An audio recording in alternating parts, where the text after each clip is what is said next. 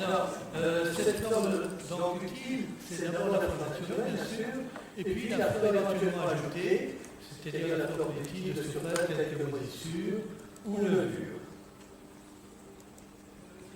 On pourrait dire que cette flore utile, ce sont les artistes du goût, c'est-à-dire des flores bactériennes, bactéries lactiques, bactéries de surface, de levure, de moisissure, etc. C'est-à-dire que c'est une flore extrêmement riche et diversifiée. Mais il existe également dans le lait cru éventuellement une flore microbienne pathogène issue de contamination. Alors, parmi elles, bien sûr, on peut citer les Listeria, Staphylocoque, les coliformes, aussi bien que Salmonella. Le fromage de lait cru, donc, est un terrain de compétition entre les micro-organismes de lait cru au cours de la fabrication. Cette compétition est orientée par les conditions de milieu. Alors bien sûr, à titre d'exemple, voici concernant comment on peut schématiser cette compétition. L'acidification issue des bactéries lactiques nuit au développement de tous les autres micro-organismes. Et on voit bien que tant qu'il y a acidification, la flore naturelle de la flore pathogène, disons, est maintenue à un niveau, disons, relativement faible. En revanche, dès qu'il y a égouttage et éliminage, et avec les différentes réactions qui se produisent de protéolyse, de lipolyse avec libération de plus petites molécules, eh bien, évidemment, il y a le pH augmente et la flore évolue énormément. Et cette évolution, elle est guidée, orientée par aussi bien les conditions du milieu, comme le solumage, comme la température.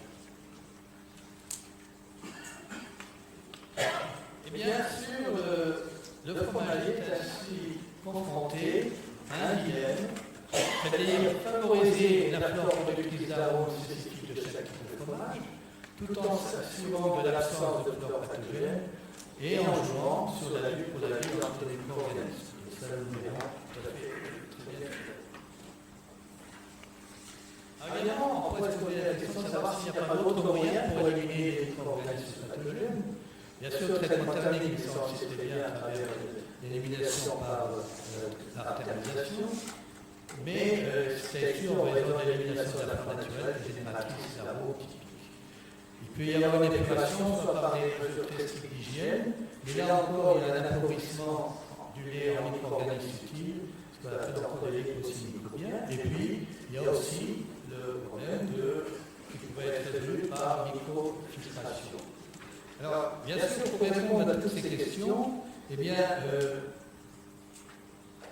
nos 4 intervenants vont pouvoir tour à tour parler d'abord par le docteur Julien Pressiès du statut du lait cru au sein des filières AOC fromagères, avec un éclairage historique et socio-économique. Ainsi, le docteur Julien Pressiès étant chercheur à l'Institut économique méditerranéen de Montpellier. Il sera suivi par Dr Sylvie Dortal qui donc exposera les écosystèmes microbiens du lait cru, un trésor et un challenge pour le fromager. Et puis ensuite nous aurons l'intervention de Dr Valérie Michel sur les aspects sécuritaires, les dangers microbiologiques du lait cru et comment justement gérer ça. Et enfin, ce sera Patrick Cramé, qui est président de l'Actadia, vice-président de l'ACA, qui fera la conclusion. Je vous remercie de votre attention.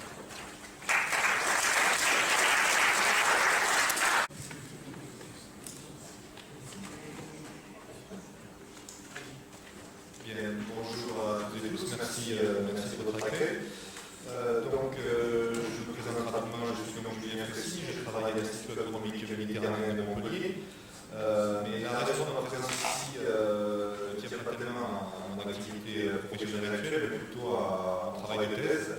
Je suis l'auteur d'une thèse en géographie, donc plutôt sur une approche socio-économique, effectivement, qui s'est déroulée de 2000 à 2006, qui portait sur les AOC fromagères, sur leur lien avec le développement des territoires. Voilà, c'est c'est ma question de recherche principale. Moi, je ne prétends pas du tout auparavant être spécialiste du lait cru. J'ai abordé des AOC fromagères et donc par incidence, j'ai abordé bien entendu le lait cru.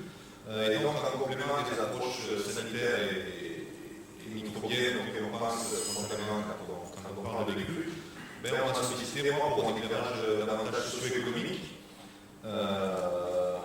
et historique donc, par rapport à cette question du lait cru. Et mon ambition ici est de vous montrer que le lait cru est un marqueur fort dans la famille des AOC fromagères, mais que malgré tout, c'est une question qui ne va pas de soi. Et on va voir que cette question est à l'origine et toujours à l'origine d'un certain nombre de conflits et de désaccords.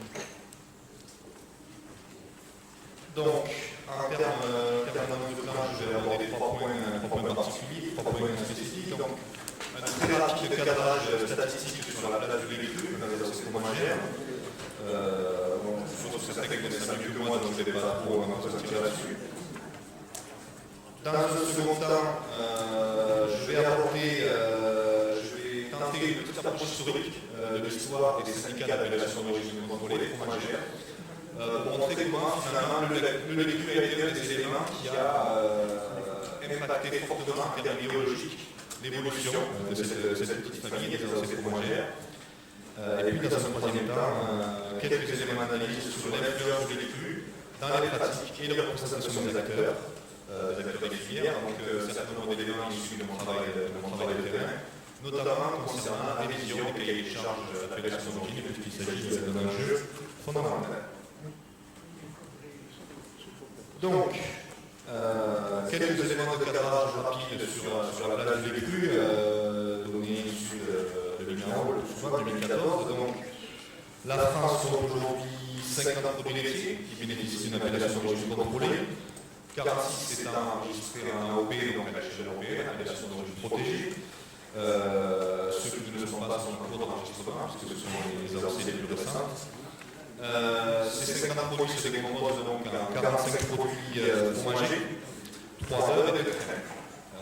Les produits fromagers, les fromages, il y en a même nombreux bien entendu, 28 fromages de vache, 14 de chèvre et 3 au lait de brebis. Donc une famille qui s'accroît régulièrement, 50 produits aujourd'hui, il y en avait 45 en 2006. Donc en général, tous les 2 ans, il y a un nouveau produit qui arrive dans cette famille. En termes quantitatifs, rapidement, donc, vous avez ici quelques chiffres des volumes commercialisés en tonnes pour l'ensemble des produits laitiers. Une augmentation régulière depuis toujours, faible augmentation chaque année, donc on est à 5% de croissance en 10 ans. Donc c'est ce qui caractérise en général la famille des AOC laitières, c'est une augmentation faible, modeste, mais qui est toujours pérenne. Donc ce sont des produits de niche, mais toujours avec une marché garantie. Donc c'est la caractéristique principale de ces AOC. Si on considère maintenant les fromages, donc 190 000 tonnes cette année sur les 230 000 pour la filière laitière dans son ensemble. Donc ça a été dit tout à l'heure, les fromages AOPOC représentent 15% des fromages en France, fromages affinés. Il faut exclure tous les produits qui ne sont pas affinés, que ce soit les pâtes fondues par exemple, ce genre de choses. Donc 15% des volumes, mais dans le même temps 28% des chiffres d'affaires. Donc c'est aussi une autre caractéristique pour les fromages AOC, c'est la valorisation supérieure, bien entendu, dans les chiffres d'affaires. Les données que je peux récupérer de 2012 montrent un prix moyen au kilo pour les fromages affinés français aux alentours de 9 €. Les fromages AOC avoisinant 14 € dans le même temps. Voilà, c'est des chiffres qu'on peut garder, donc des ordres de grandeur qu'on peut garder en tête. Un écart entre les deux, de 9 à 14, qui a tendance toujours à s'accroître un peu, et notamment au cours des dernières années. Concernant le lait cru maintenant, de manière spécifique, donc 74% des volumes AOC, fromagers, donc les laitiers en général, sont du lait cru. Donc ça, c'est un marqueur fort dans la famille des AOC fromagères, puisque à l'échelle des fromages dans son ensemble, seulement 14% des fromages affinés en France sont du lait cru, donc c'est un élément important. Un chiffre qui est relativement stable, on était à 72% en 2004, mais malgré tout, au cours des toutes dernières années, une progression de ce chiffre, du fait d'une part de la croissance des AOC ou le crédit obligatoire, dans un premier temps. Mais aussi un certain nombre d'autres AOC où le crédit n'est pas obligatoire, donc je pense aux AOC du Massif central, notamment Cantal ou Fourme, mais également en Normandie. Donc c'est un élément important. Et donc, d'une manière générale, cette part importante du véhicule va conditionner un certain nombre de caractéristiques de ce secteur par rapport à la commercialisation. Vous voyez une plus forte présence à la coupe. Donc c'est un élément important. 40%, donc je précise oui, parce que je me suis mal exprimé, mais une forte présence à la coupe des fromages AOC, 40%. Les fromages affinés sont en fait du fait du coût à 15%, au lieu de 85% qui sont ici, 85% dans les libre-service, donc comptez 15% pour les fromages affinés. Une forte présence dans les commerces spécialisés, plus importante que pour les fromages affinés, et à l'inverse, une moindre présence dans les rayons de l'anti-food, donc 14% contre 19% pour les fromages de l'ensemble. Donc, d'un point de vue statistique et commercial, je finirai là-dessus, les AOC fromagères se différencient assez fortement du secteur fromage en général, et le cru est un élément important dans cette différenciation. Alors voilà pour le cadrage. Moi je voulais surtout souligner, donc, en termes historiques et idéologiques, la manière dont les cru a marqué l'histoire de ces AOC fromagères, avec une première date donc, que j'ai toujours tendance à souligner, c'est 1990. C'est la représentation des AOC fromagères par l'INAO. Il y a une deuxième date qui est importante que je n'ai pas notée, c'est 1992 et le règlement européen sur les AOP-IGP, donc appellation d'origine protégée. Auparavant, avant cette date, donc, dans ce représentation par l'INAO, les AOC fromagères étaient gérées par un organisme qui s'appelle le CNAOF, Comité national des appellations d'origine fromagère, qui dépendait du ministère de l'Agriculture. Et donc, le CNAOF est composé d'agents de l'État et de professionnels des filières. Les AOC, en ce temps-là, entre guillemets, étaient fondées sur des aires de fabrication, et donc leur création répondait essentiellement à une logique administrative, voire parfois une logique politique, puisque le fait d'avoir un député au secteur bien placé permettait souvent de faire accélérer les dossiers. Donc, pour obtenir une appellation, au-delà de ces appuis, évidemment, il fallait d'abord se prévaloir d'un tonnage suffisant, une viabilité économique suffisante. La représentation par l'INAO, elle résulte également du fait que l'INAO s'occupait des vins, jusque-là, et des vignobles, et face au succès commercial des vins, il est apparu pertinent finalement d'étendre les prérogatives de l'INAO à d'autres produits. Et donc l'INAO a décidé à ce moment-là d'appliquer les méthodes qu'il utilisait pour le vin au fromage, c'est-à-dire la mise en place de commissions d'experts pour créer et voire pour modifier les appellations d'origine fromagère, délimitation des zones selon des critères objectifs, etc., etc. Donc il y a eu, à cette époque-là, et dans les années qui ont suivi, un véritable changement des règles du jeu pour les AOC fromagères dans la construction des conditions de production. Donc au quotidien, le travail a vraiment évolué pour les filières. Mais le travail a également évolué pour l'INAO, parce que à cette époque-là, l'INAO s'occupait de vin. Donc il a fallu mettre en place un dispositif pour apprendre à comment ça fonctionne finalement une filière fromagère, comment est-ce qu'on gère l'intermédiaire entre le produit et le producteur, finalement il y a un animal entre les deux, il n'y a pas pour le vin. Donc une nouvelle problématique technique qui s'est posée aux agents de l'Institut national des appellations d'origine. Et donc à partir de cette époque, s'est engagé partout en France un gros travail de refonte des cahiers des charges. Une trentaine de produits aujourd'hui sur 50 sont dans ce processus, ou ont été dans ce processus. On a réfléchi beaucoup aux critères sur la race des animaux, sur leur alimentation, sur les conditions de transformation, sur la délimitation des aires de production, etc. Et donc des débats, des conflits très importants sur ces filières, des débats et des conflits très importants entre le MINAO et les filières également. Arrêtez. En tant que directeur du CNIEL, je peux vous dire que c'est lamentable comme présentation, c'est totalement idéologique, ça n'a rien à voir avec la réalité. Laissez les auteurs s'expliquer. Insistez pas sur trop de choses. Mais en revanche, je voudrais conclure parce que vous avez...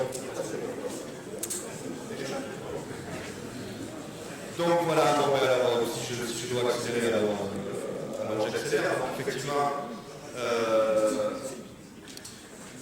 il existait depuis les années 70 une structure qui regroupait l'ensemble des AOC fromagères, et donc qui s'appelait l'ANOF, l'Association nationale des appellations d'origine fromagère. Et donc en 1995, suite à cette époque-là, un certain nombre de filières ont souhaité quitter cette structure parce que nous ne sommes pas en accord avec la direction que ça prenait. Par rapport à une approche jugée trop industrielle, jugée trop commerciale des avancées. C'est comme ça qu'est née la FNAOC, finalement, donc Fédération nationale des élections du monde autonome, par 6 syndicats au départ, issus de l'Est central, donc des filières du Jura et du Savoie notamment. Et finalement, les choses se sont peu à peu apaisées, mais il a fallu un certain nombre d'années pour revenir finalement à la création du NAOL qui permet le rapprochement de la NAOL et de la FNAOC, donc avec deux approches, notamment sur la question des crues, mais sur la question des conditions de production en général, qui ont été relativement divergentes pendant un certain temps. Et donc, aujourd'hui, bon, il s'agit d'un épisode passé, bien évidemment, les nouvelles générations qui sont au moins non plus en tête, mais c'est quand même un épisode qui a assez fortement marqué, on va dire, un certain nombre de responsables qui ont marqué la profession en général. Donc, on avait affaire à une petite famille, finalement, des artistes étrangères, et donc, le fait que cette famille n'avance pas sur un front uni était quand même dommageable de ce point de vue-là. Je conclurai rapidement donc sur. Je voulais présenter peut-être un peu plus de détails là-dessus.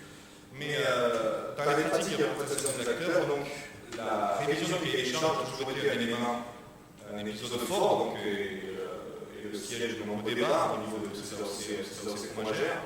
Et donc, il y a toujours eu des débats, des divergences, des frottements, on va dire, entre différentes logiques à l'œuvre au sein de ces filières, des logiques fondées sur le développement agricole, des logiques fondées sur la typicité, des logiques fondées sur les impératifs commerciaux, donc le territoire, le produit, le marché.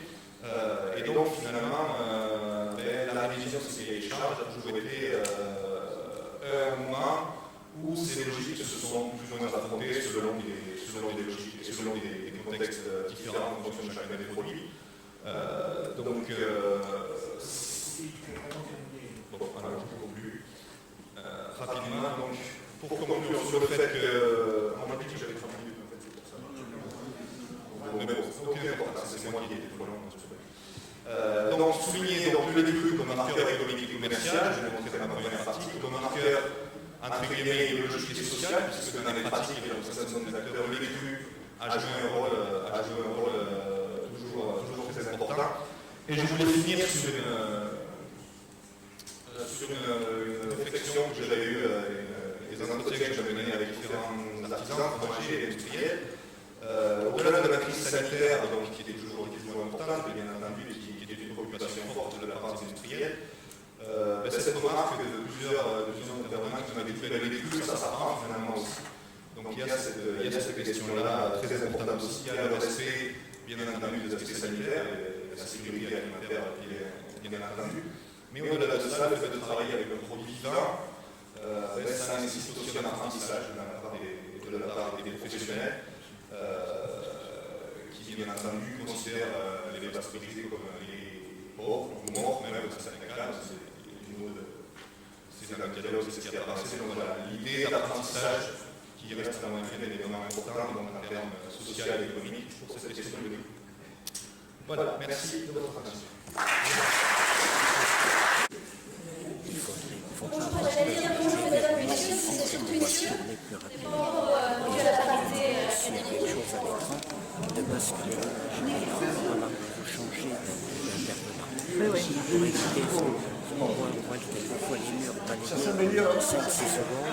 Moi, je vais vous parler un petit peu des derniers développements en termes d'écosystèmes microbiens et des crues. J'ai choisi d'intituler cette présentation un trésor et un challenge pour le fromager. Et j'espère pour moi que c'est réellement un trésor. La première chose, c'est de me rappeler que le lait est une matière première de richesse absolument exceptionnelle. Il y a tout, des protéines, des piles, des lactose, des minéraux, des vitamines, qui est avantageuse et qui est élevé. Donc c'est un milieu très sensible, qui n'est pas fait pour souffrir à la vie à la base. Il est fait pour être directement ingéré. Donc à la sortie de la mamelle, il est stérile, par des cas, et il se fait donc très rapidement par les micro-organismes environnants. Alors de ce fait-là, pour conserver le lait, depuis il y a des temps, en tout cas d'après un article qui est sorti de la Nature en 2012, depuis 6 millions avant Jésus-Christ, on fait des cahiers, donc on commence à faire quelque chose qui ressemble à du fromage. Et pendant toute cette période, en particulier entre l'an 1000 et entre 2000, grâce au croisage, dans les savoirs Ravitz qui s'investissent dans la maîtrise de cette fabrication, beaucoup d'assureurs qui ont diversifié les produits. Il y a eu une diversification extraordinaire des fromages, donc en termes de forme, de texture, de goût. Et tous ces produits étaient faits à partir de fromage ou bien à partir de lait cru, bien évidemment. Jusqu'aux premières avancées en 1925, c'est le Roquefort la première avancée.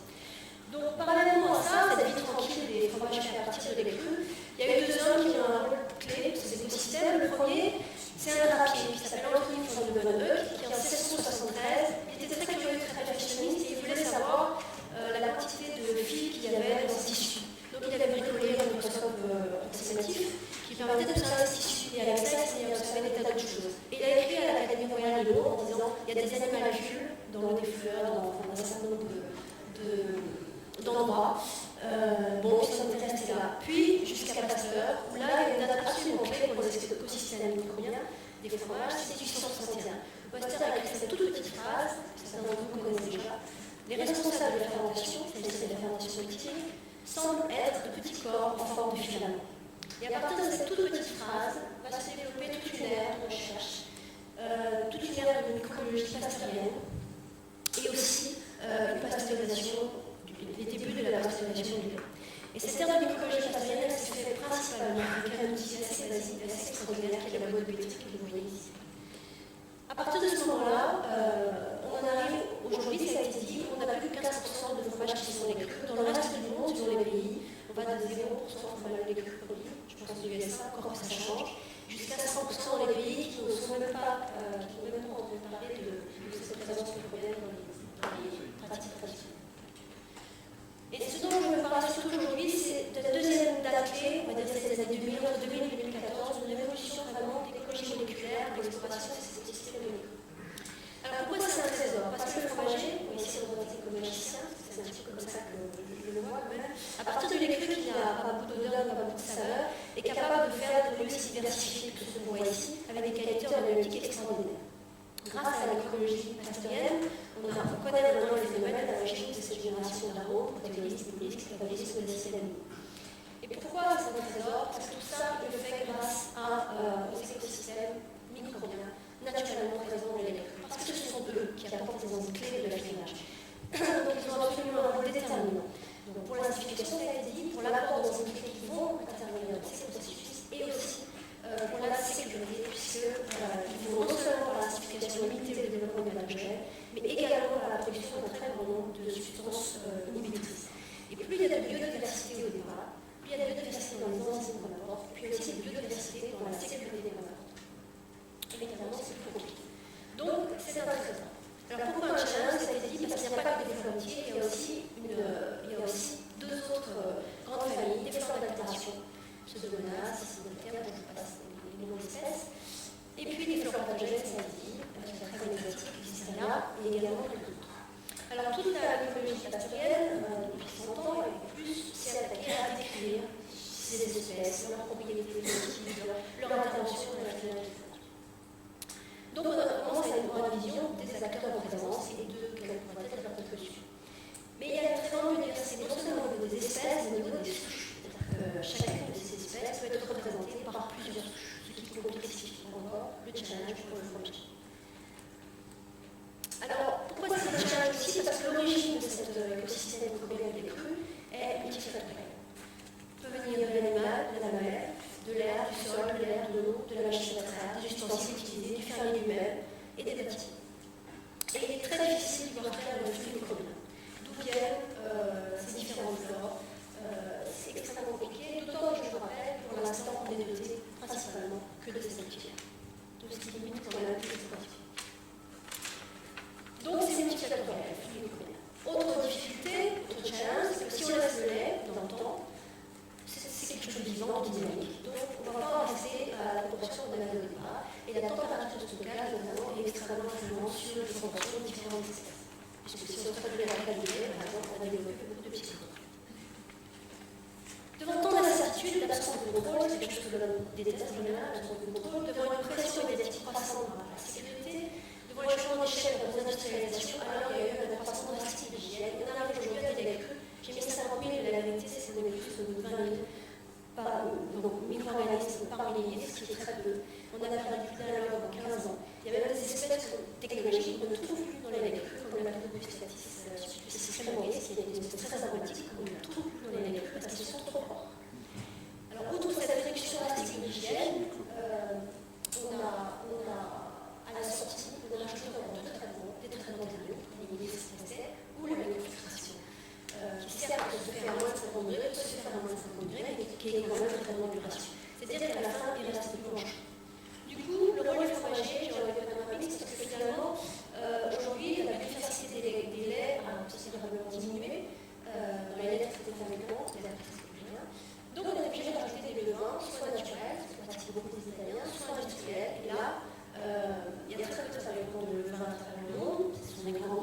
n'ont principalement qu'une idée, c'est de diminuer le nombre de souches qu'ils produisent. Donc ça conduit à une standardisation extrême des levains qu'on ajoute dans le fromage.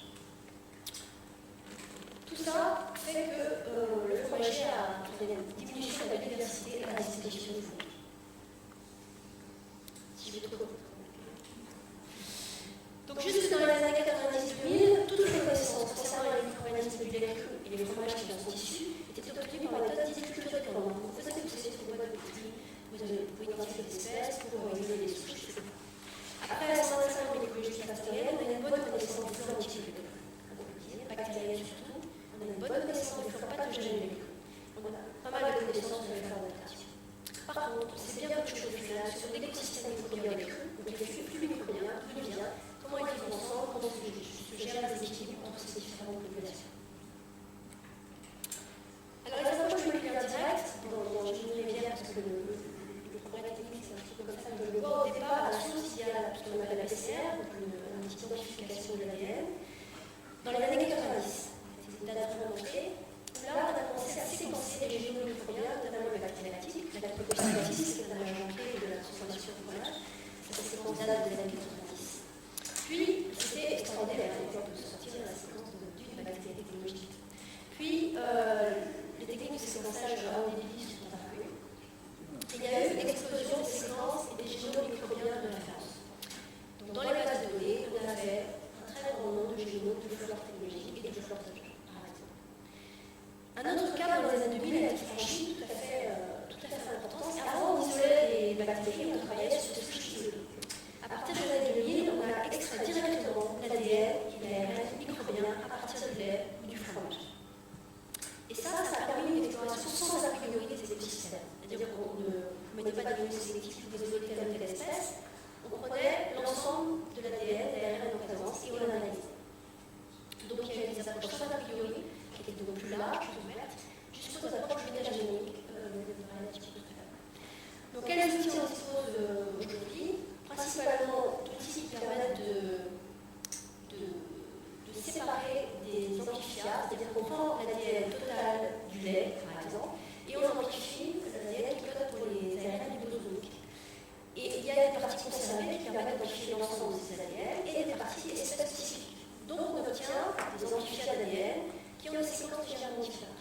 Ensuite on les fait migrer sur des gènes, vous allez en voir juste après, et on sépare ces fragments de ces séquences différentes, qui permet une pré-identification des espèces en présence. On n'a plus les isolés sur boîte de Petri.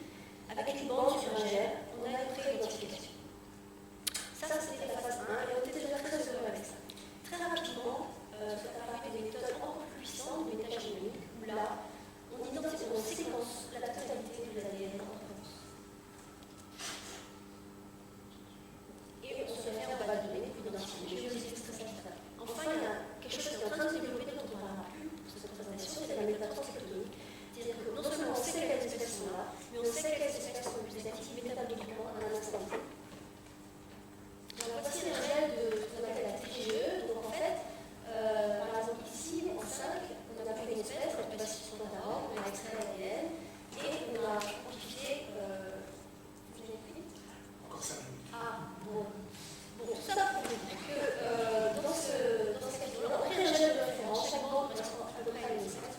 Et là, on a mis 4 fromages. On voit que dans ces fromages, il y a un certain nombre d'espèces. Et on peut pré-identifier les espèces grâce aux bandes de référence qui sont ici. Voilà. Donc ça, c'était très bien. Ça permet de comparer pas mal d'échantillons, donc c'était déjà très très bien. Bon, je passe ça. Donc on est passé au pan génome. Alors c'est quand même important parce que c'est les 4 exemples que je voulais vous citer. Les décrus ont été analysés, donc il y avait 118 échantillons décrus, qui ont été analysés par des outils de séquençage comme ça. Ce qui est important, c'est qu'on a trouvé beaucoup plus d'espèces qu'on pensait, notamment des coronnées de bactéries, des grains négatifs, des alophiles qu'on n'attendait pas du tout.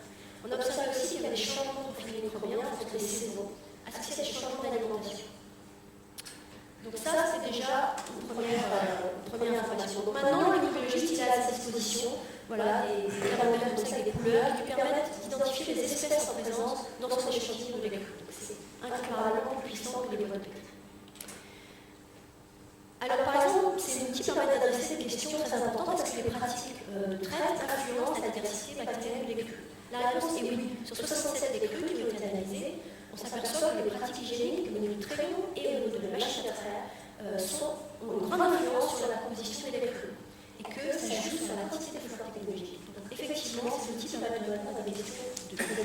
naturels.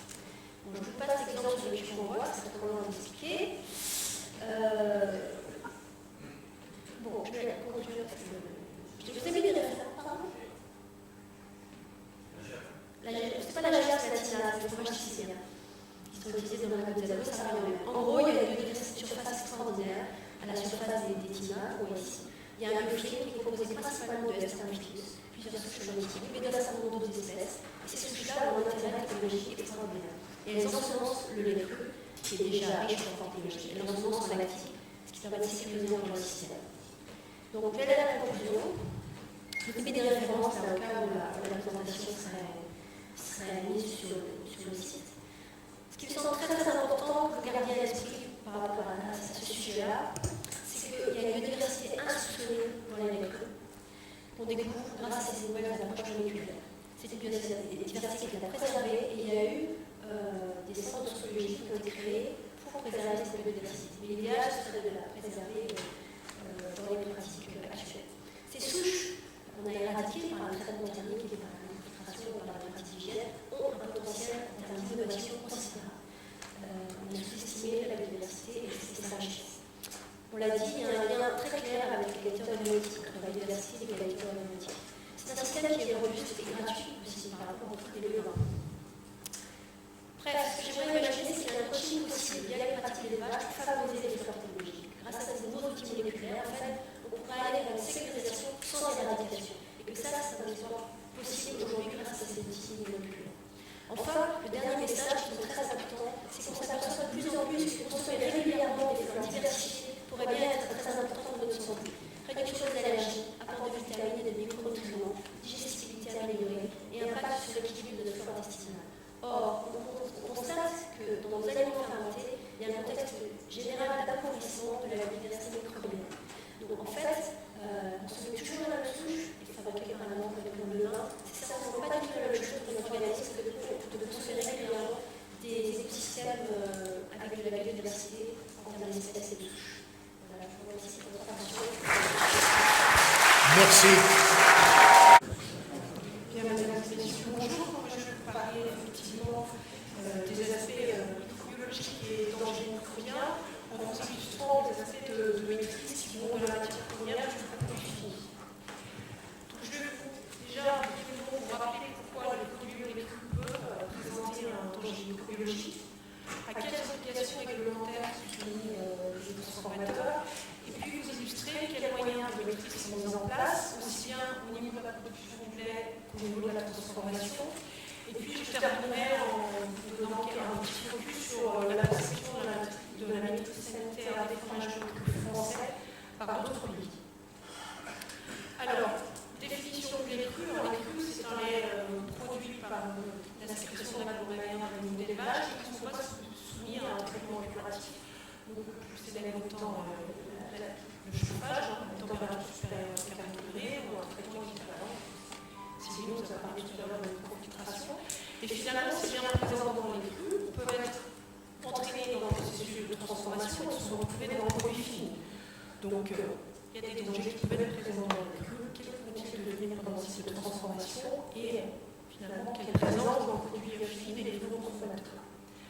Donc, le lait cru, il est issu effectivement de la selle et il va se retrouver avec des niveaux stériles très faibles en forme microbienne. Il peut avoir, alors, selon de quel côté on regarde, soit par encensement, soit par contamination, mais une introduction de micro-organismes de la traite d'origine très diverse, ainsi illustrée, environnementale, fécale, mammaire.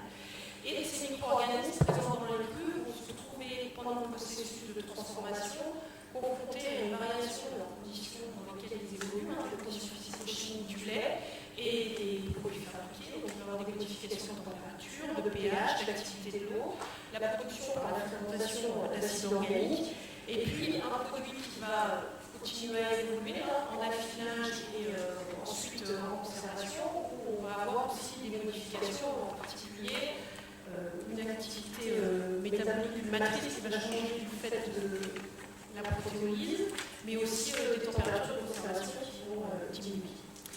Donc on a un certain nombre de micro-organismes qui peuvent être présents apportés par l'environnement. Alors je vous ai cité les plus célèbres, les germes indésirables, liste non exhaustive, mais bon, effectivement on a par parler de Listeria on peut parler de Salmonelle, on peut parler de Staphylococcus aureus. Les conditions de température, d'humidité, de pH dans lesquelles ils vont évoluer vont être assez différentes en fonction des technologies fromagères, avec des gammes de pH qui peuvent descendre très bas, je pense à tout ce qui est caillé-lactique, ou au contraire être plus proche de 5, 5,5, des températures de fabrication qui peuvent être des températures presque température ambiante, ou au contraire des technologies où on a un chauffage important pendant longtemps, plus ou moins important. Et derrière, les productions d'acides organiques qui peuvent jouer un rôle limiteur. Donc on va se retrouver dans des conditions, dans des combinaisons de conditions de fromage qui vont être plus ou moins favorables au développement de germes, et de germes positifs, mais aussi de germes indésirables, qui vont permettre leur survie, à l'exception de quelques technologies, citant les technologies, pour chaque activité, on aura une acidification la plus forte et ou des chauffages importants. Et puis on aura ensuite une étape d'affinage de conservation à basse température où on va avoir d'une part effectivement un certain nombre de limites, il y a des nutriments qui vont être présents pour certains micro-organismes qui vont permettre le développement d'autres, et puis des températures plus basses qui vont plutôt permettre le développement de germes indésirables et de psychotrophes, je pense notamment quand on parle de danger microbien, à l'histérienne ou cytogenèse. Alors, malgré tout ça, on a quelques chiffres sur la partie danger présent dans les fromages lait cru. Alors, je vous ai illustré quelques chiffres issus de sources nationales. On a des plans de surveillance qui existent en France qui sont mis en place par la DGL. Plan de surveillance de 2009 sur les Escherichia coli non pathogènes, 1911 prélèvement juste 17 souches d'Escherichia coli sec et non pathogènes isolés, donc qui fait de l'ordre de 0,9%. Un plan de surveillance cystérien aussi cytogenèse sur les fromages de lait cru en 2011 qui permet de détecter un échantillon positif sur 500 fromages prélevés. Des surveillances de maladies à déclaration obligatoire, mais aussi infection alimentaire collective dans les termes chiffres de l'INPS de 2009 font état de 1255 cas, et dont à peu près 2 tiers dans la région identifiée. La place des produits laitiers reste très faible, puisqu'on a 50 cas qui sont liés au lait ou aux produits laitiers, et là, distinction non faite entre produits lait cru et produits lait pasteurisés. Quelques cas d'épidémie, je pense donc une épidémie sec en 2004, il y a des fromages lait cru, une autre en 2005, et plus récemment en 2012 sur salmonelle en Salicter. Finalement, des cas alors, qui sont présents, mais qui sont quand même relativement faibles au regard des volumes produits. Alors, on nous a annoncé à peu près 230 000 tonnes en 2012 de fromage lait cru. Donc, une maîtrise quand même importante. Alors, ce contexte est posé, quelles sont les obligations réglementaires auxquelles sont soumis les professionnels? Je dirais que ce sont des obligations générales de santé publique, notamment ce qui est écrit dans les bases du règlement 178/2002 d'hygiène. Le principe général étant qu'aucune denrée n'est mise sur le marché si elle est dangereuse, et que la responsabilité, je dirais, de mettre un produit sur son marché incombe à l'exploitant du secteur agroalimentaire.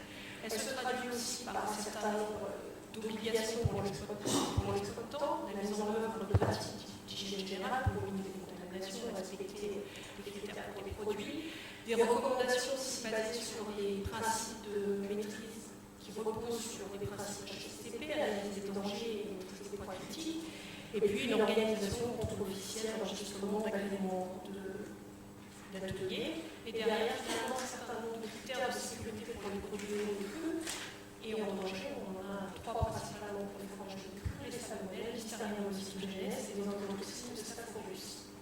Alors, ces aspects réglementaires s'appliquent à plusieurs niveaux. Ils concernent bien effectivement avant la transformation, ils concernent aussi l'atelier direct de transformation, et puis je dirais ils vont au-delà de la transformation à travers tout ce qui est DSC ou DVE. Donc avant la transformation, il y a quand même déjà des bases sur la qualité microbiologique sanitaire des produits mis en œuvre. Donc au niveau de la production, c'est des critères réglementaires sur le niveau de flore totale de lait qui peut entrer en transformation, d'indicateurs de, je dirais, d'infection mammaire avec les cellules stomatiques, et puis quand même de statistiques sanitaires de traitement, je pense à leucémie, tuberculose. Dans l'atelier de transformation, c'est le dirais, beaucoup plus large que des simples contrôles microbiologiques, qui est basé sur des bonnes pratiques d'hygiène, la formation personnelle, la construction des locaux, des procédures basées sur la HACCP, je le dis, une obligation de traçabilité et de mise en œuvre de procédures de gestion de la conformité, et puis au-delà de la transformation, c'est aussi le professionnel qui fixe la durée de vie microbiologique de son produit. Alors, malgré cela, je dirais, on pourrait s'arrêter là, mais les opérateurs ont fait preuve de beaucoup de démarches volontaires pour essayer au maximum de limiter finalement l'entrée du flou dans la bergerie et le danger au niveau du lait cru. Donc ça va de plan de surveillance du lait des exploitations qui proviennent des exploitations laitières jusqu'à la mise en place d'interventions correctives ou préventives dans les ménages laitiers. C'est aussi, parce qu'on a quand même les entreprises ont beaucoup de données microbiologiques sur la qualité de leur matière première, liées par au de la qualité et de la surveillance qu'on peut faire. Donc ça peut être aussi des procédures de valorisation de ces données d'autocontrôle pour optimiser la gestion de la qualité des matières premières, c'est finalement optimiser les règles de tri du lait, ou voir un peu plus sur l'évolution du temps et l'efficacité d'actions correctives qui peuvent être mises en place. Et puis, ça c'est plus au niveau amont, je dirais, et au niveau de l'atelier de transformation, ça a été des démarches plutôt d'optimisation de leurs mesures de maîtrise sanitaire, et là derrière avec la mise en place de démarches d'appréciation quantitative de l'exposition du risque, et on utilise plutôt des approches, je dirais, basées sur la mobilisation. Avec quand même toujours un rôle important et une surveillance qui est le plus souvent quand même faite au niveau interstructure ou interprofessionnel, un rôle de veille et d'acquisition de connaissances sur les dangers, alors sur les dangers existants et les dangers émergents, l'objectif étant quand même toujours améliorer la maîtrise des produits. Donc, quels moyens de maîtrise mis en place sur les plans de surveillance, je dirais, du lait en exploitation laitière? Ce sont souvent soit des démarches qui sont soit prises à l'intérieur de l'entreprise, mais qui peuvent être plus larges, qui peuvent être inter-entreprises, ou qui peuvent même être réfléchies au niveau d'une filière. Les micro-organismes, alors le plus souvent sur les livres, donc j'ai cité les 3 dangers, donc c'est comment on les retrouve, avec, en fonction des zones, de la sensibilité des produits à permettre le développement de ces micro-organismes, des fréquences de contrôle et des niveaux d'analyse qui peuvent être variables. Ça peut aller jusqu'à l'intégration de critères, soit dans l'agriculture du lait local, soit de niveau de la collecte. Et puis ça permet aussi quand même de cibler des producteurs avec des problèmes de qualité microbiologique du lait, soit des problèmes ponctuels plus ou moins récurrents, et d'intervenir chez eux. La réalisation d'interventions correctives ou préventives en élevage laitier est souvent liée, avec des visites de traite, des bilans des pratiques et aussi situations sanitaires des animaux, et du coup derrière c'est la possibilité d'émettre des recommandations et d'évolution pratique. Juste un exemple de plan sur la partie maîtrise de la qualité du lait, je vais juste citer l'exemple d'un programme mis en place dans les Savoies sur la maîtrise de l'hystéria cytogenèse, qui s'appelle le plan ARIS, qui a été mis en place par les fédérations départementales de coopératives laitières, qui avait pour objectif d'évaluer la situation des laits alimentaires en fromagerie et intervenir auprès des producteurs. Si ces plans peuvent fonctionner, c'est qu'ils ont un objectif commun qui est de maîtriser les dangers. Les facteurs de succès reposent souvent sur la communication, soit des producteurs, avec un rôle d'explication, d'accompagnement, une formalisation des méthodes de fonctionnement et des procédures de gestion locale, avec un noyau, je dirais, d'intervenants terrain motivés et formés, et l'objectif étant de valoriser l'enseignement acquis dans un but de faire évoluer le plan. Alors, je ne vous cache pas, ce genre de plan, ça demande des moyens financiers importants. Autre démarche, plus liée à la partie amont, c'est toutes les démarches d'optimisation des mesures de maîtrise sanitaire avec des démarches AQE-AQR, où en utilisant la modélisation et les données des entreprises, on arrive à modéliser les comportements microbiens en cours de la transformation et à différents stades, dans les pages, transport, etc., arriver à donner finalement l'équivalence de contamination. Alors, ce sont des approches qui sont menées au niveau de la filière laitière par l'interprofession, avec un soutien client, et où on arrive à modéliser les comportements pathogènes pendant le procédé de transformation, et du coup à avoir différentes informations, comme la prévalence de pollution contaminée en fonction du niveau initial de contamination, mais surtout pour le professionnel à pouvoir mesurer l'impact de modification sont des paramètres de procédé de transformation sur la contamination de ces produits. Pourquoi pas réfléchir à une optimisation des procédures d'échantillonnage en cours de procédé. Donc c'est des systèmes qui nécessitent des données internes, une connaissance du comportement du pathogène dans leur process, qui peut inclure une phase d'acquisition de données complémentaires et qui demande quand même un certain temps d'appropriation et d'échange vis-à-vis des démarches de modélisation pour aboutir à un outil interne spécifique à la situation d'entreprise. Alors je conclurai en disant finalement une mission d'apporter un éclairage sur la perception d'autres pays. Donc, cette crise sanitaire des fromages crus par l'étranger, d'un certain côté, on peut dire des barrières pour les fromages crus dans certains pays. Donc, je vais citer l'exemple peut-être médiatiquement le plus connu qui est celui des USA, avec des règles de décision qui se basent sur des approches d'appréciation quantitative du risque, mais au regard qui sont des avis qui sont émis, on peut toujours poser des questions sur quelles sont finalement les données de transformation qui sont utilisées pour baser ces approches et du coup qui peuvent paraître particulières. Et puis un exemple français qui peut être reconnu pour d'autres, alors je citerai la Chine où il y a des discussions et des échanges pour baser leur modèle de réglementation sur une base française et peut-être plus largement européenne, avec une reconnaissance du système français. Et c'est vrai qu'on a un système dans lequel on est bien implanté, mais si on a une bonne maîtrise de cette microbiologie, et notamment sur le point de vue sanitaire, c'est qu'on bénéficie de toute l'expérience aussi bien et des efforts qui ont été faits aussi au niveau de la production du lait, de l'élevage animal et de la transformation. Et donc ça, c'est sûr que c'est souvent une combinaison de facteurs de structure qu'on ne retrouve pas forcément toujours à l'étranger et qu'on nous en dit. Dernier exemple, je prendrai l'exemple récent de la Nouvelle-Zélande et l'Australie, où dernièrement, ils ont levé l'interdiction de fabriquer des crues en Australie, ils sont en train de faire évoluer leur législation sur une base européenne pour le critère des salariés oxygénèse, donc pour les prêts à consommer. Bien sûr, tout ça va être toujours en main, il y a toujours un rôle d'échange important, et notamment l'accueil des délégations ministérielles étrangères auprès d'opérateurs français, un rôle net aussi dans la question qui aide à établir je dirais, des relations de confiance et puis d'expliquer ce qu'on fait pour quelque part rassurer. Donc c'est quand même, j'estime, des efforts de maîtrise qui payent, bien sûr, qui restent en tout. Voilà. Merci beaucoup. Merci Madame.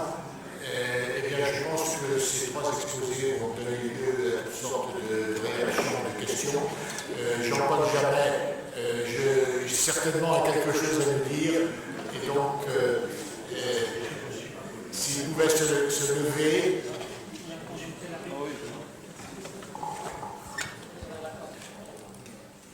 Peut-être le micro, oui. Allez sur l'estrade, ce sera plus. Oui, je vais sur l'estrade. C'est plus facile.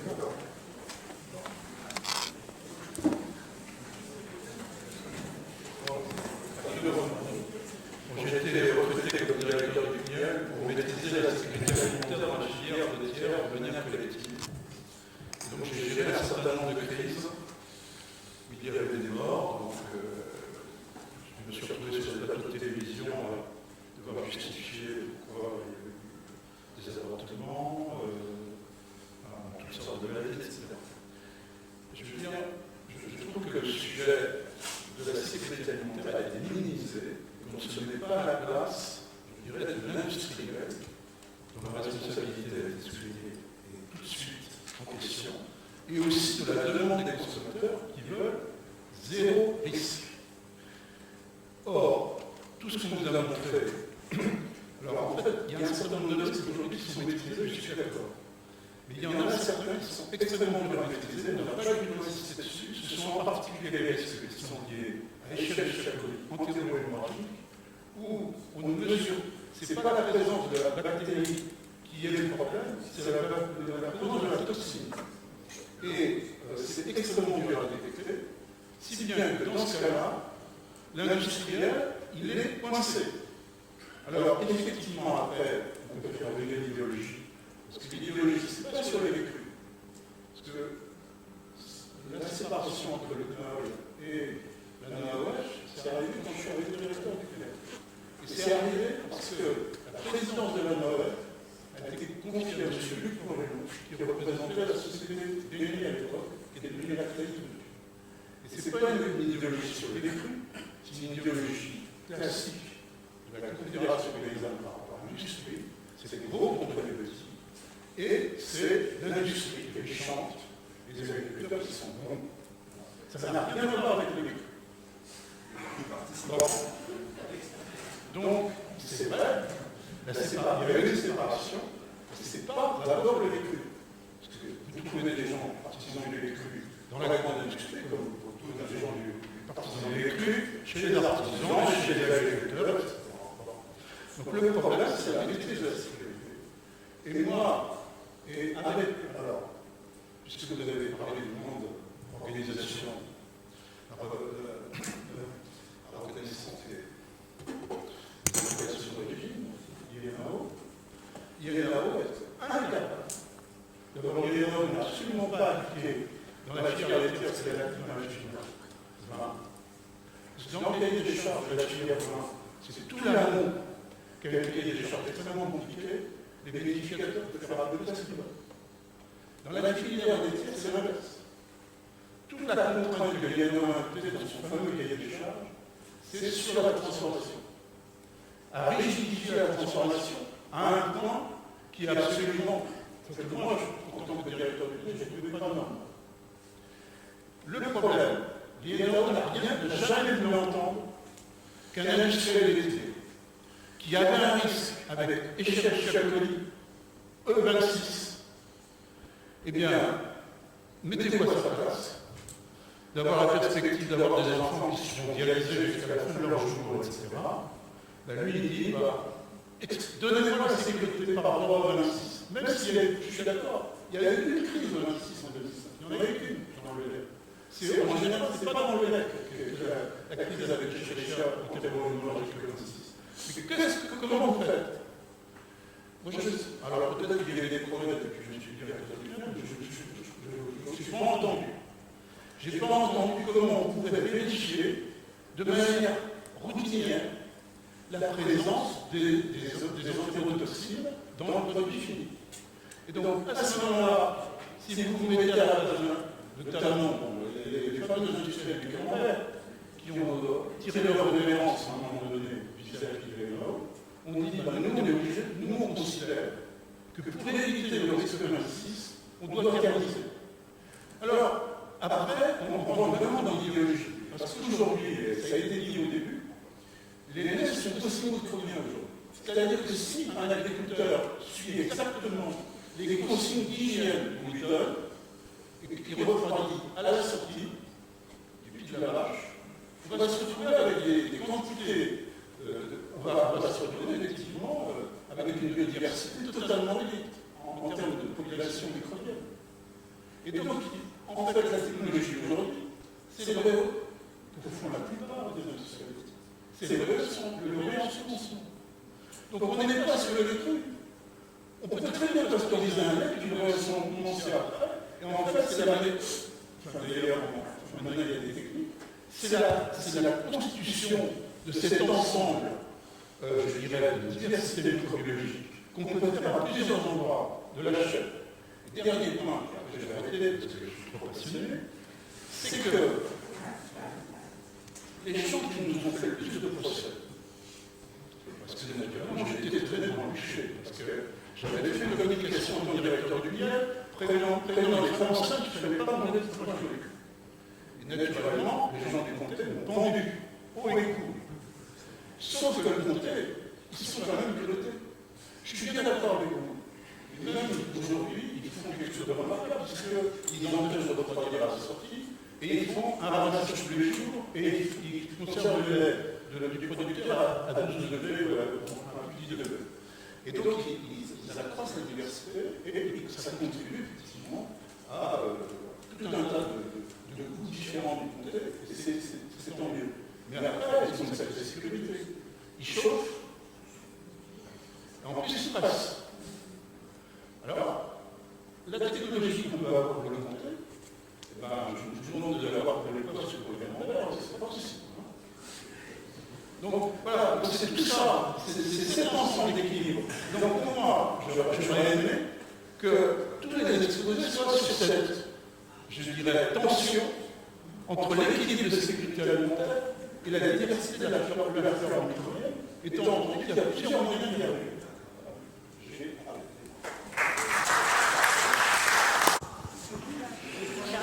Qu'est-ce qu'il fait? C'est purement anecdotique. Charlemagne a fait des édits de protection du confort et je me suis fait le travail. Bricourt, je crois. Il y avait encore une question avant. Oui.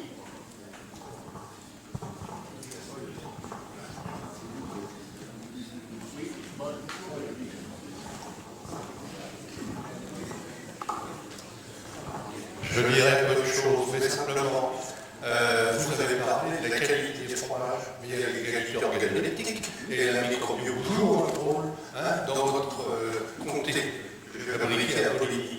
Vous avez les Clostridium qui m'avaient Pyrrhicope qui est de devenir milton et qui est inventable. Et puis d'autre part, au fromage de chef, vous avez les immatures ou qui pieux, comme on dit. Ça donne de l'amertume, c'est l'ulfure. Donc en fait, la microbiome c'est bien, donc dans un sens, améliorer la qualité des organoleptiques, c'est quand même très important, il faut beaucoup parler. Une dernière question avant.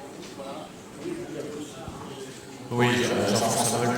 Le Codex Alimentarius, qui régit largement les commerces internationaux de produits alimentaires, il y avait au comité des produits laitiers, il y avait deux grands débats. Il y avait le yaourt, petit lait thermisé, continue à s'appeler yaourt, ce qu'on a gagné contre les Américains et contre les Hollandais et les Allemands. Et il y avait le deuxième débat à la reconnaissance des fromages au lait cru. Alors, qu'est-ce qu'il en est, puisque je crois que ce comité n'existe plus, qu'est-ce qu'il en est du résultat? Est-ce qu'à l'époque, les Américains avaient raison, pour les raisons que Jean-Paul a exposées, d'avoir des réticences au fromage au lait cru? Quelles ont été les décisions du Codex? Le Codex a reconnu les méthodes françaises, mais le Codex a reconnu la démarche française d'une façon générale sur la qualité. On a gagné au Codex Alimentarius. Par contre, je voudrais dire une chose, aux États-Unis, vous pouvez faire du lait cru, mais aux États-Unis, vous pouvez faire du lait cru, mais il n'a pas le droit de traverser les frontières des États. C'est-à-dire qu'il n'y a pas d'interdiction du fromage au lait cru des États-Unis, il y a interdiction de l'échanger entre des États. Et de l'importer. Comment tu concilies ce que tu viens de dire avec la précaution des fabricants camemberts dont tu dis que finalement, en tant qu'industriel, ils ont bien eu raison de prendre cette précaution? Le Codex n'a pas reconnu. Si la méthode française de suivre l'élaboration du fromage depuis, avec des analyses successives, sortie d'exploitation, rentrée dans l'usine, fin de fabrication à l'usine, contrôle quand on met en marché, cette méthode de suivi progressif de la qualité a été reconnue au Codex Alimentarius et a donné tort aux Américains qui niaient notre méthode. Par contre, les Américains continuent d'appliquer leur truc comme d'habitude. Hein? Ils s'en foutent. Ils ne connaissent pas. Bon, encore plus long, et après ça, on revient à donne la parole. Si. Mais c'est ça.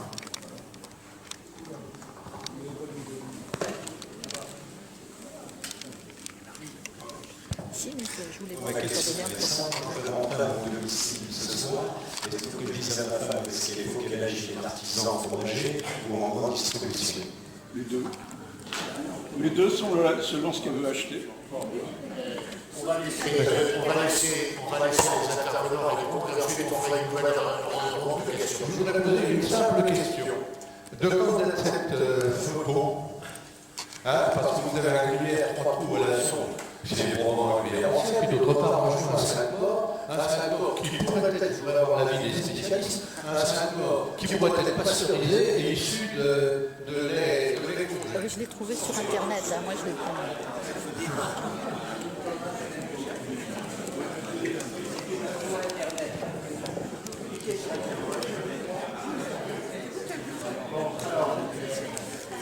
Les Cécile.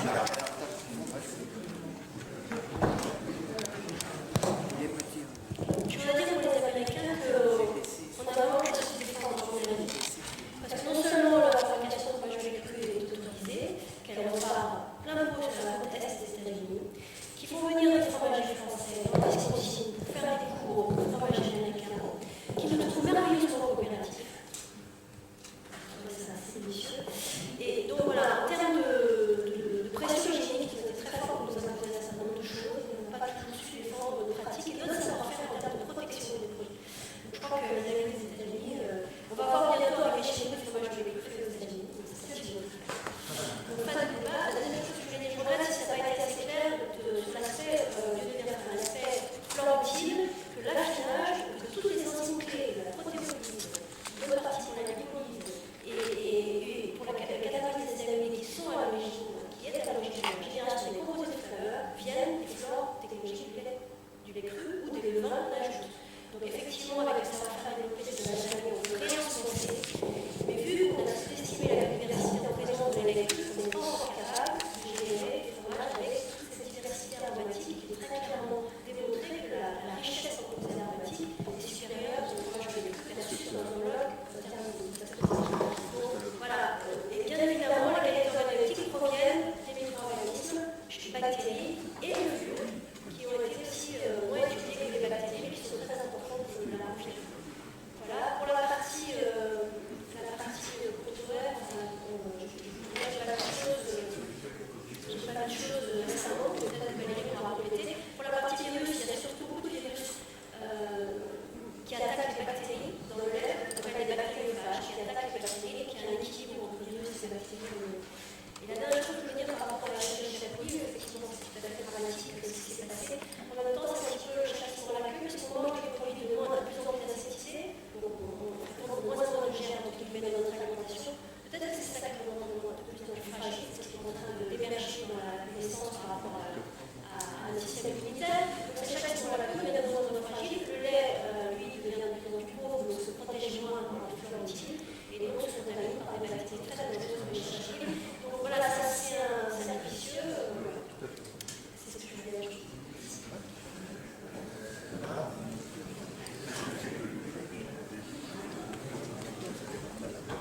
Alors, pour répondre à la question sur parasites, virus, effectivement, je n'ai pas d'informations complémentaires. Ce n'est pas visiblement en France une pratique un problème.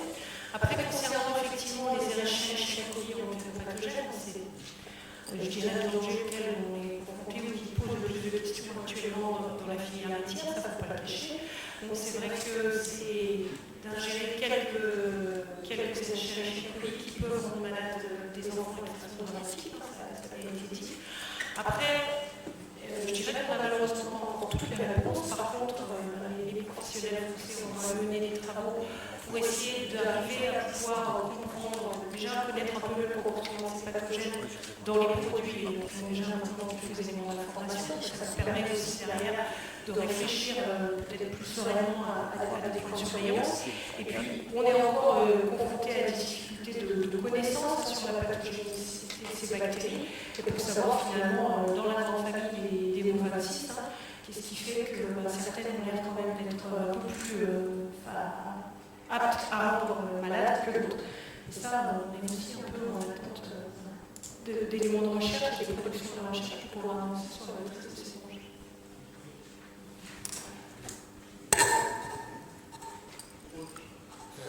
Alors, on peut prendre une deuxième série de questions. Oui.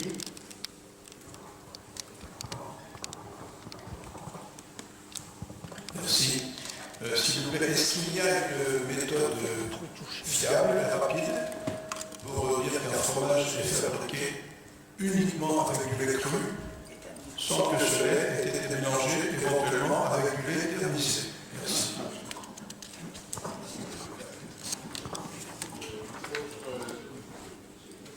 Autre question? Alors, moi,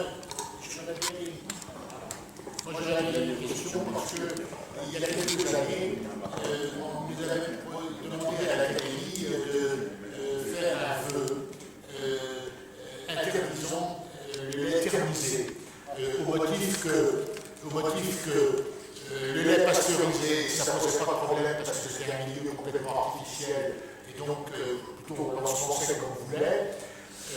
Le lait cru, c'était quelque chose qui était autorégulé et donc ça allait bien aussi. En revanche, le lait thermisé, c'était quelque chose d'extrêmement dangereux parce que s'il y avait des fois de méchantes bactéries qui venaient dans le lait thermisé, ça pouvait faire des ravages. Alors j'aimerais bien connaître l'opinion des orateurs sur cette question.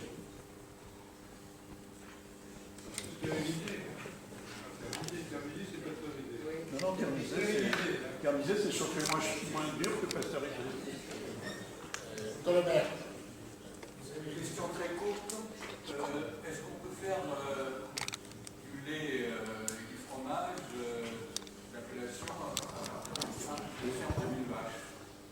À partir de Une ferme de 1000 vaches. Plateau.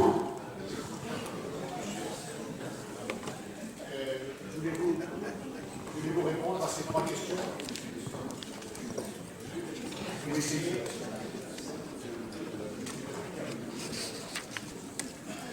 Les orateurs se consultent. Je vais répondre à la première question sur peut on distinguer la partie les crus de non les crus.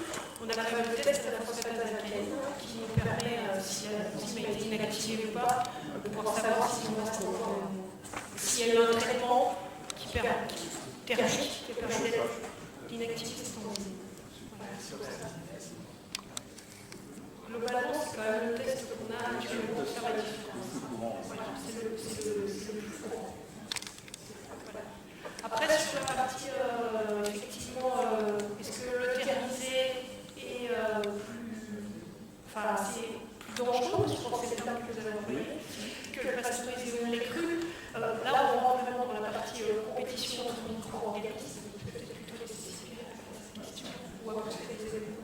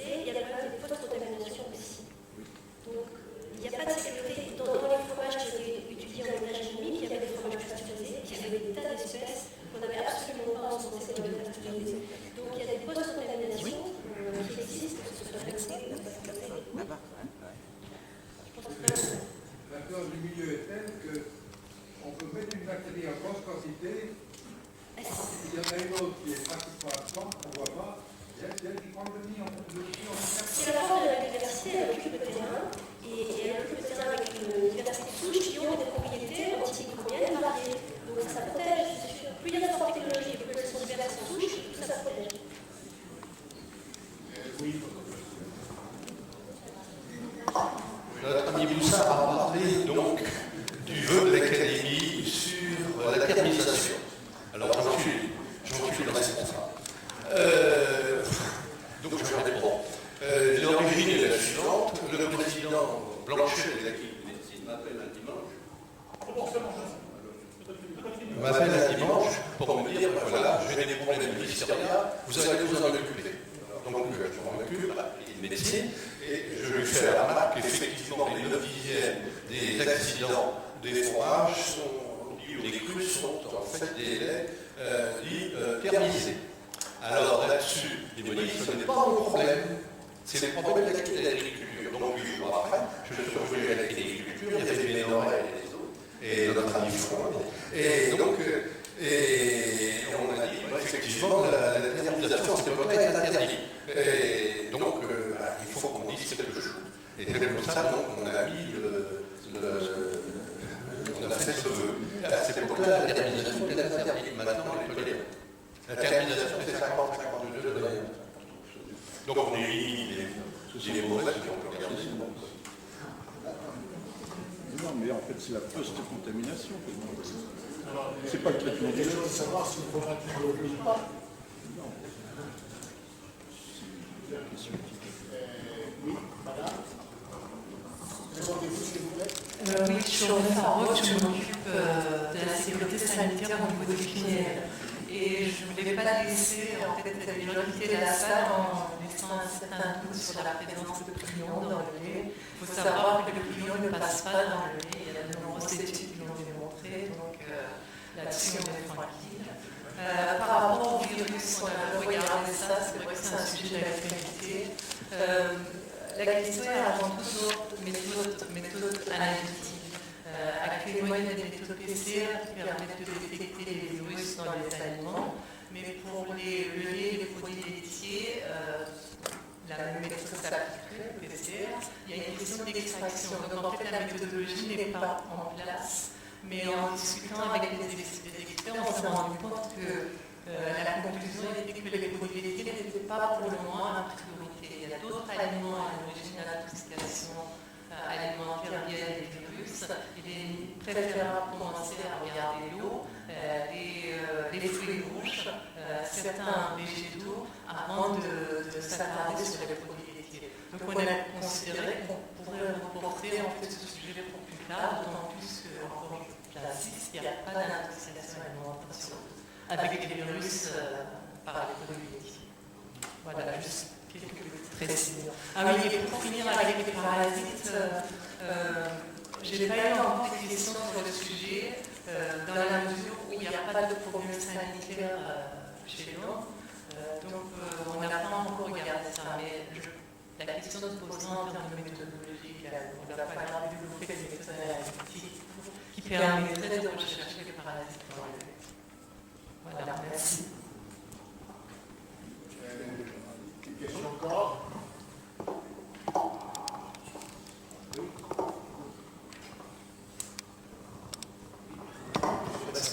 Si dans tout le pays européen, on a cette même problématique, et je voudrais savoir votre positionnement sur le plan mondial à l'export. Est-ce qu'on est leader dans ce domaine-là?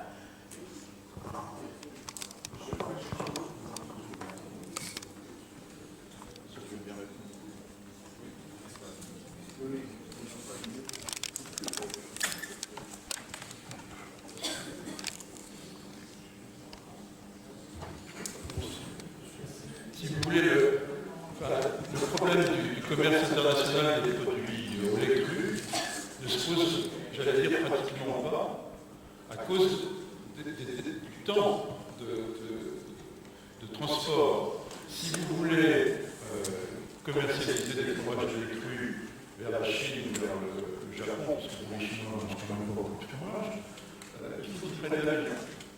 Et donc ça va vous faire un volume de commerce, je dirais, un prix très élevé, extrêmement étroit. C'est pas, en réalité, le problème n'est pas significatif en termes économiques. Ce pourquoi on s'est battu, notamment au Codex Alimentarius, pour défendre la démarche des fromages de lait cru, c'était pas du tout par rapport à un enjeu économique au premier degré, c'était par rapport à un enjeu d'image. C'est-à-dire que la France voulait être reconnue comme maîtrisant la totalité du savoir-faire fromager. Et qu'on soit le pays de référence du savoir-faire fromager. Et que le Codex Alimentarius reconnaisse qu'on avait toutes les technologies de maîtrise, quelle que soit la fabrication qu'on ambitionnait de faire. Donc ce n'est pas un enjeu économique à proprement parler, c'est plutôt un enjeu de leadership et de rester le pays de référence du fromage.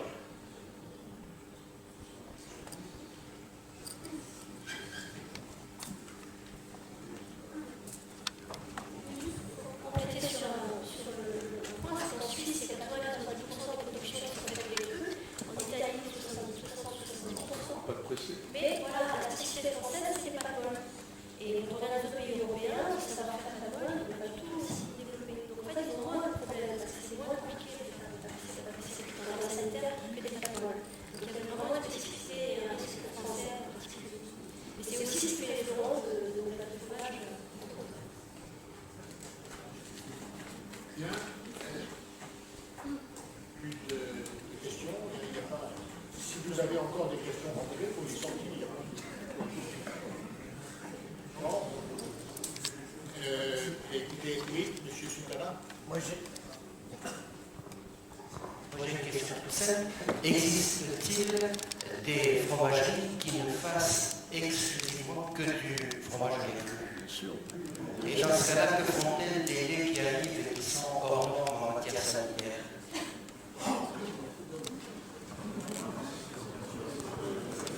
Elle le pasteurise et elle le vend aux voisins.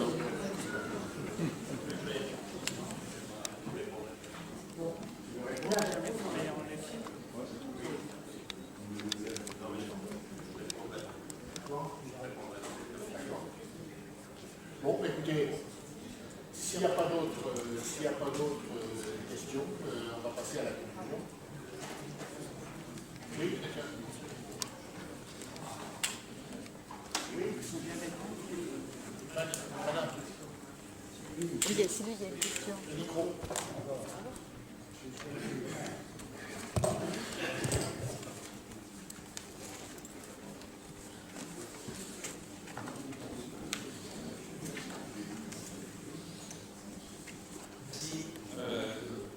Ça fonctionne, oui. J'avais une remarque et puis une question. La remarque, c'est que j'ai vécu quelques années en Saskatchewan, c'est une province du Canada qui est vers l'ouest. Et alors, en guise de fromage, c'était relativement limité, c'est-à-dire qu'il y avait une sorte de Cheddar. gruyère, de cheddar, il y avait un camembert danois qui arrivait sous vide, mais propriété organoleptique était relativement limitée, et 2 fois par an arrivaient des camemberts français. Et alors je suis sûr que les réunions à ce moment-là étaient absolument assiégées par les quelques Français qui habitaient dans cette ville. Donc, je vais vous dire que le fromage pour un Français expatrié, c'est vraiment quelque chose d'important. Il y avait le fromage, il y avait le saucisson, qui étaient les 2 produits qui fonctionnaient. Alors, ma question se porte sur la remarque, c'est de dire que, à l'époque, l'industrie classique nord-américaine ne faisait pas des produits fromagers dont la propriété organoleptique était, disons, adaptée au palais français. Voilà, ça c'est une remarque. La question, c'est que, à l'heure actuelle, il y a des différences encore très marquées. Je voudrais proposer par exemple le comté et le Beaufort, qui sont 2 fromages à pâte grise. On trouve du comté, disons, de bonne qualité à peu près partout en France. Du Beaufort, on en trouve sur place d'excellents, mais chaque fois que j'ai voulu en acheter à l'extérieur, j'ai eu énormément mal. Non, je ne peux pas. Le fil est court. Alors, ma question c'est, évidemment, pas tellement liée peut-être à la flore avec lui, mais aux méthodes, disons, de distribution. Voilà. C'est la limite. Patrick, il va pouvoir répondre. Bien placé. Bonjour à tous. Oui, mais j'y vais, mais... Je me suis promis de répondre aux 2 questions qui n'ont pas été répondues sur la personne du village et puis sur qu'est-ce qui se passe pour les trucs et les problèmes sanitaires. Et en première modèle, j'hésite à répondre à votre question pour éviter de prendre parti. Même si je pense qu'il y a des éléments de réponse, en particulier le fait que dans la circonstance que vous avez acheté, il y a une vraie différence de produits entre le Beaufort d'été et le Beaufort. Je ne sais pas plus loin de... Il y a de volume quand même. Il a fait 5000 tonnes alors que... Oui, on comptait il y a 50 000 tonnes. Alors, je me présenterai plus longuement après, mais comme vous l'avez dit, Savoyard, donc je peux témoigner de la façon dont les ordonnances sont gérées dans une filière quasiment exclusivement en qualité autour des fromages. On a la chance d'avoir sur le territoire savoyard une école d'électrique.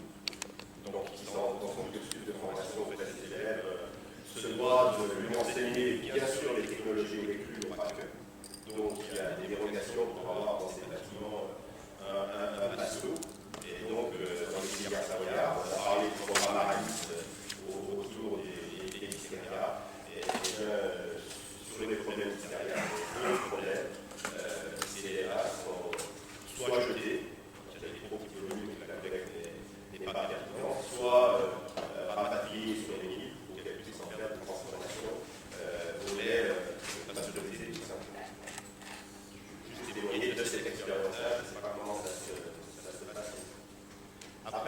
question très politique sur l'affaire de l'image et je vais sans hésiter répondre de façon très politique. J'ai beaucoup de mal, on va dire je ne supporte pas cette ambiance un petit peu délétère qui consiste à opposer des systèmes. Moi je suis d'une région pour ma production de lait, fromage, aussi de qualité en Océanie, qui vient vraiment de mon expérience. Je n'ai pas d'état d'âme qu'il y ait des gens qui fassent du lait pour faire de la poudre et pour envoyer des chiots. Et je ne prétends pas que ma production est meilleure que la leur, elle est différente. Voilà. Le sujet, pour en revenir à la ferme d'Ilpage, le sujet, ce n'est pas l'Ilpage, puisque ceux qui sont montés à Beaufort, l'excellence de fin du fromage, vous rentrez dans la commune de Beaufort, il y a une immense plaine à l'entrée de la commune de Beaufort, peut-être une vingtaine d'hectares, et au milieu de cette plaine, il y a un bâtiment tout neuf, et sous ce bâtiment, il y a 150 vaches. Vous mettez ces 150 vaches relativement à ce qu'est le Beaufort. Si vous regardez ce que font les gens du Beaufort l'été, où ils mettent 250, 300 vaches en commun autour d'une salle de traite dans un élevage, est-ce que ça pose problème à la qualité du produit et à la vache? Je pense que sur la ferme d'une vache, il y a la taille, ni la gestion des gestions, ni le biogaz qu'il y a ailleurs qui est très. C'est éventuellement le montage capitalistique. Qui détient le capital? Est-ce que ce sont les hommes qui travaillent dans l'exploitation ou est-ce que c'est un fonds de pension? Voilà. Et c'est ça, fondamentalement, qui peut être un élément de différenciation et de modification du paysage de la production française. Voilà. C'est sur ce sujet-là qu'on peut être. C'est quel type d'exploitation familiale, à capital et à responsabilité et à travailleurs liés, ou à capitaux et à salariés différenciés. C'est ça le vrai sujet de la ferme d'Ilpage. Voilà, je vais peut-être être assez ferme sur ce sujet. Alors, sur le point de... Je ne vais pas conclure, je ne vais pas tenter de faire un résumé de ce qui s'est dit. Je suis un producteur de lait. Comme je vous l'ai dit, dans une filière souci de qualité sur le territoire des Savoies, je vais vous parler de mon expérience de producteur dans ma zone, et puis de responsable professionnel national, parce que je suis également vice-président de la FNBL et télévision gère par rapport à ces et administrateur au groupe PNIEC, télévision gère par rapport à ces thématiques.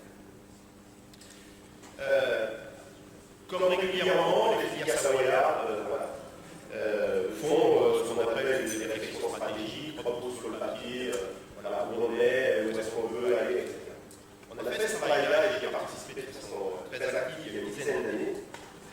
Et donc, on essaye de sortir les identifiants. Quels sont les identifiants, les caractéristiques de nos filières, ce sur quoi on veut travailler, ce qu'on veut mettre en avant, ce qui sont ce qu'on appelle nos fondamentaux. Et au final, plein de choses qui sortent, c'est un travail assez passionnant, assez intellectuellement intéressant. Au final, on en a retenu deux, le lien au territoire au travers de l'air, et puis le lien à la qualité, à nos produits au travers de la qualité et au travers de l'électrique. Donc, on est complètement dans la thématique. Pour nous, Savoyards, il y a deux identifiants forts. Il y en a un troisième qui sont les races locales, un peu loin du sujet. Et pour autant, sur les territoires savoyards, il y a deux produits aujourd'hui qui n'ont encore pas eu de l'éclus comme obligatoire dans le cahier des charges, qui sont dans la table de savoir, puis la raquette de savoir, qui est en instance de reconnaissance de l'issue de qualité. Ils l'ont pas mis pour plein de raisons, peu importe des débats, etc. Bon, d'abord, ils n'ont pas été exclus des filières savoyardes. Et puis ensuite, en 10 ans, on a fait progresser de façon non pas significative, mais remarquable, les fabrications électriques dans ces deux filières qui n'ont pas interdit la pratique du lait thermiste. Pourquoi? Tout simplement parce que dans les réflexions qu'on a amenées autour du lait cru et des signes de qualité, il y a un problème de cohérence entre ces pratiques, son marché et ses clients. Et que sans l'interdire, les acteurs de la filière ont tout simplement trouvé que la bonne position, la position de maîtrise sanitaire, qui consiste maîtrise sanitaire, positionnement produit, interpellation du client, c'était celle-là qu'il fallait aller vers le lait. Je une interdiction, ça deviendra une évidence. Avant de revenir sur le lait cru, je veux aussi vous donner des témoignages d'une chose qui m'a choqué quand je suis devenu administrateur à la Fédération nationale des producteurs de lait. Moi, je suis venu au titre de la représentation des appellations d'origine. Je suis d'une région où le lien entre la production et la transformation est un lien, j'allais dire presque viscéral. Et où, bien sûr, alors il y a des coopératives, il y a des artisans locaux, il y a même un grand groupe dont on en a parlé, national qui est là, mais jamais chez moi, dans ma région, comme en Franche-Comté, ça viendrait à un syndicaliste comme moi, l'idée de pouvoir manifester et se confronter violemment avec son transformateur. Parce qu'il y a cette idée-là, et je crois que le lait cru participe à cette chose-là, qu'on partage un destin commun. Le lait cru, les fromages issus de qualité, sont un élément fédérateur fondamental d'une filière, en tout cas de la monde filière. Et le sujet chez moi n'est jamais, si évidemment, il y a des difficultés, d'aller se confronter au syndicalisme avec la transformation. Le sujet est quel deal on peut avoir avec la transformation pour aller interpeller le producteur, le consommateur, pardon, et aujourd'hui très clairement avec ce qui vient de se passer, en passant par-dessus la distribution, sans être contraint par la distribution, sans que cette promesse consommation soit captée par la distribution. Je veux, c'est tout petit aparté, mais ce qu'est en train de faire Carrefour avec sa filière origine et qualité est un vrai danger pour les producteurs de lait français en général, pour la transformation française en général, et en particulier pour ceux dont la valeur ajoutée est portée par la promesse producteur. Voilà ce que je voulais dire par rapport à ça, et je trouve que, pour en revenir à mon mandat national, qu'on tarde beaucoup au niveau national à évoluer dans la relation production-transformation. Moi, je suis, alors je porte mon expérience de regard, je regarde aussi vers l'Europe du Nord, où, bien sûr, il y a la représentation des transformateurs, en particulier des coopératives, bien sûr, il y a un syndicalisme. Et il y a des vraies luttes qui se passent, il y a des vrais projets partagés qui permettent à des filières d'avancer. Et je porte ça à la FNBL, je suis loin d'être toujours entendu, je suis toujours un petit peu estomaqué, frustré du fait qu'on reste dans le confond et uniquement dans le confond au niveau de ce pays-là et de cette proposition-là. Alors pour en revenir, j'ai parlé du lait cru et des AOC comme enjeu de filière, comme nécessitant une vision partagée, comme étant une spécificité qui fédère un territoire. Mais les laits crus et les AOC, alors je parle beaucoup des AOC parce que c'est ma vision, c'est mon vecteur du lait cru, c'est quelque chose qui contribue à l'excellence. À l'excellence organoleptique, aromatique, ça a été dit, à l'excellence sanitaire, parce que c'est parce qu'on a initié des programmes par le besoin du lait cru qu'on peut ensuite diffuser à l'ensemble des filières et aux tests standards et à d'autres fabrications. Mais c'est aussi, il contribue à l'excellence économique. Je veux témoigner du fait que dans un département comme le mien, s'il n'y avait pas ce couple, signe de qualité, lait cru, fruitière, il n'y aurait plus d'activité agricole. Il n'y aurait pas de céréales. Franchement, ce n'est pas le lieu où on peut vraiment faire de l'élevage à la demande. Il y aurait des moutons et des loups.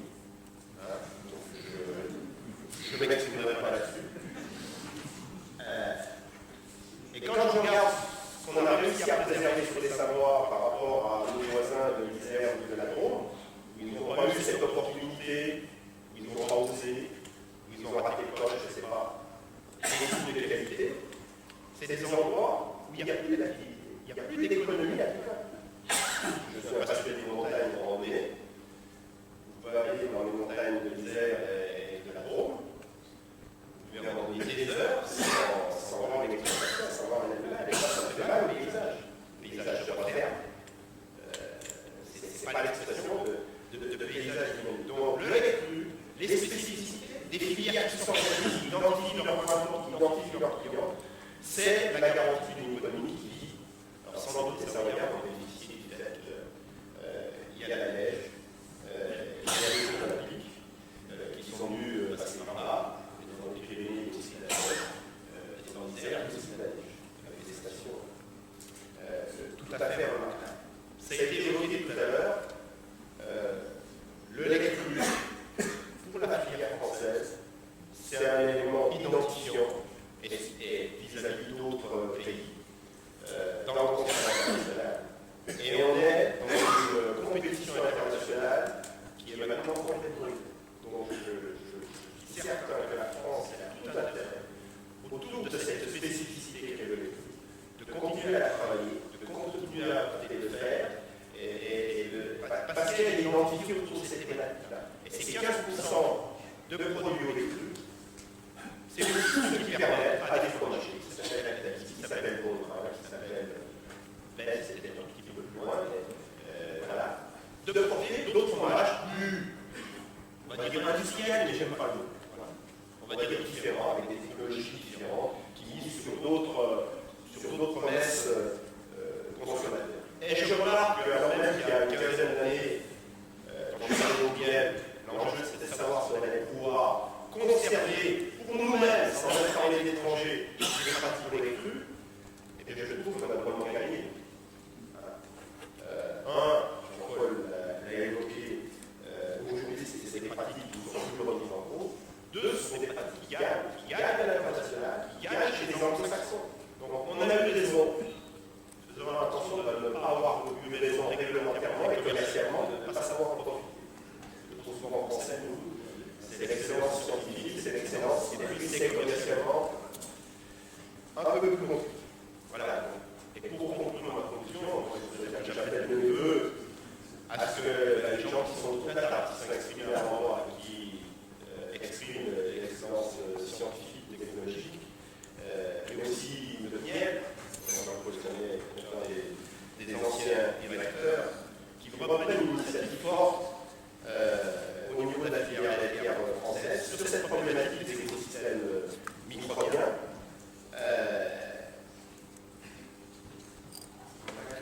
J'ai deux mots que j'ai mis.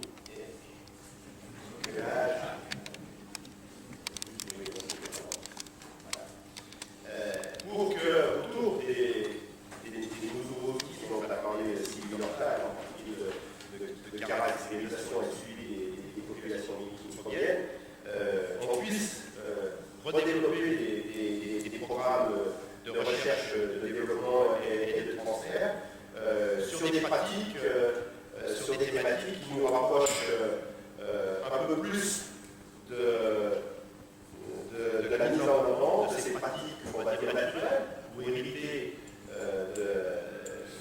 d'hier, et qui sont pour nos filières, mais aussi pour la société, pour les consommateurs, des pratiques qui sont des pratiques positives. Je vous remercie.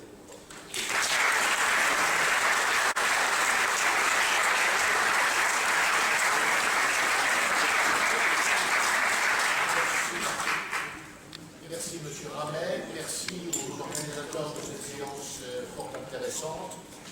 Et alors, je vous donne rendez-vous maintenant pour la semaine prochaine sur un sujet qui est voisin finalement, puisqu'il s'agit des standards et de l'effet protectionniste des standards, et qui est une séance organisée par la section 4. Donc,